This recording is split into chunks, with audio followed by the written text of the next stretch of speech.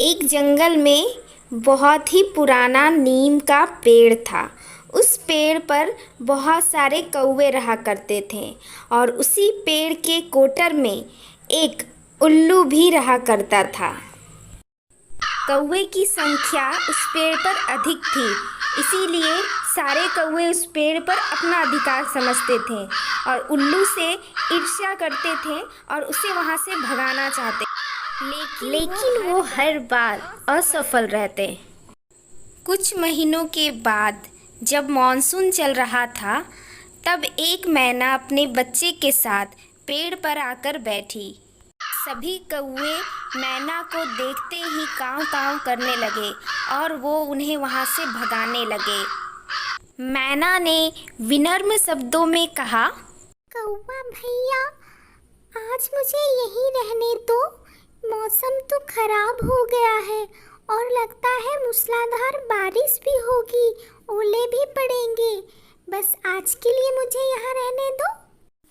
इतने अंधेरे में मैं छोटी बच्ची लेकर कहाँ जाऊंगी?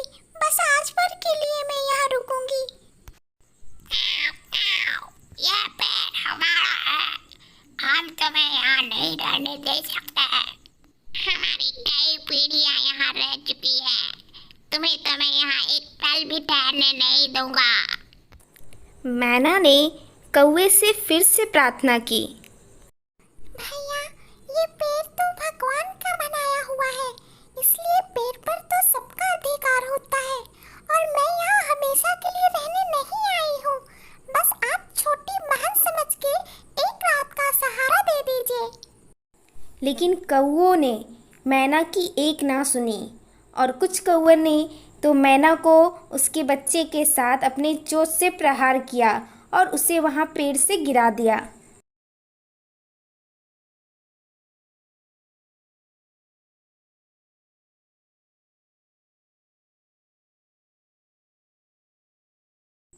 और उसी समय उल्लू अपने कोटर से बाहर निकलकर आया और बोला, मैना बहन, तुम मेरे कोटर में चलो। कोटर में तुम और तुम्हारी बच्ची सुरक्षित रहेगी। मैना घबरा गई और सोचने लगी, शायद उल्लू अवसर का लाभ उठाना चाहता है। कहीं ये हम दोनों को नोच कर खा ना जाए। उल्लू ने मैना के इस डर को भांप लिया।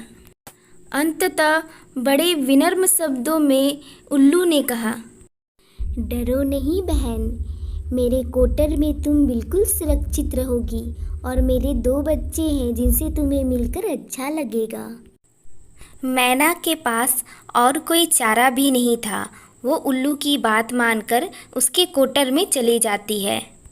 उल्लू का कोटर काफ़ी बड़ा था और मैना और उसकी बच्ची उल्लू के बच्चे से मिलकर बहुत खुश हुई। और फिर थोड़ी ही देर में जोरों की मूसलाधार बारिश होने लगी। जोर जोर से ओले भी पड़ने लगे। सारे कौवे ओले की मार से बचने के लिए इधर उधर उड़ने लगे।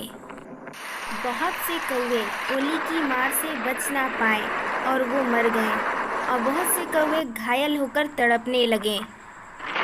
खुली डाल पर बैठने के कारण बहुत सारे कौवे अपने प्राण से हाथ धो बैठे।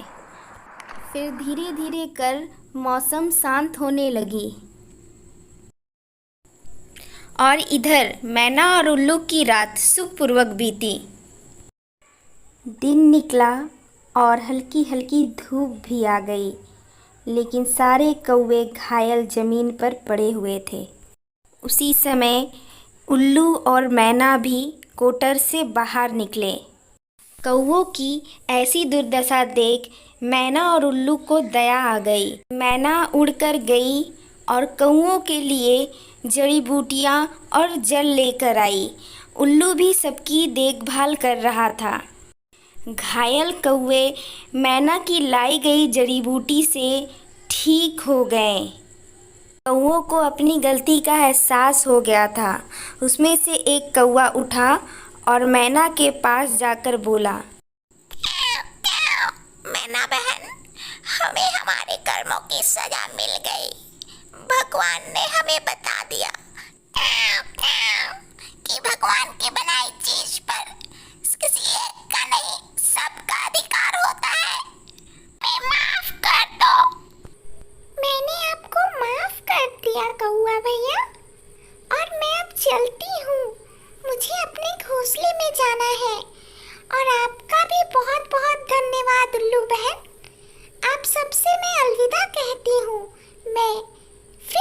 मिलूंगी आप लोगों से। अलविदा मैना बहन, मुझसे मिलने आती रहना और अपना और अपनी बच्ची का ख्याल रखना। फिर मैना अपनी बच्ची को लेकर अपने घोंसले की ओर उड़ चलती है।